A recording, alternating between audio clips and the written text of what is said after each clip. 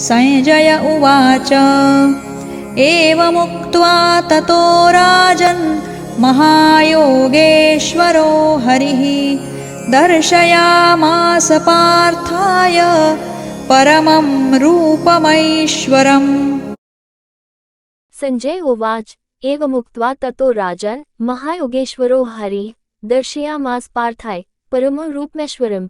अध्याय 11 श्लोक 9।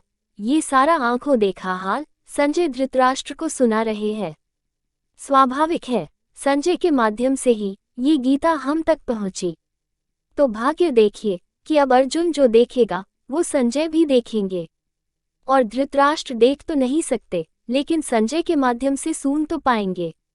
एकदम हमारे जैसे। ये बात और है कि संजय को भी दिव्य दृष्टि दी गई थी ताकि वो कुरुक्षेत्र में हो रहे युद्ध का वर्णन दे सके। संजय कहते हैं, हे राजन, महयोगेश्वर और सब पापों के नाश करने वाले भगवान ने इस प्रकार कहने के पश्चात अर्जुन को परम ऐश्वर्य युक्त दिव्य स्वरूप दिखलाया।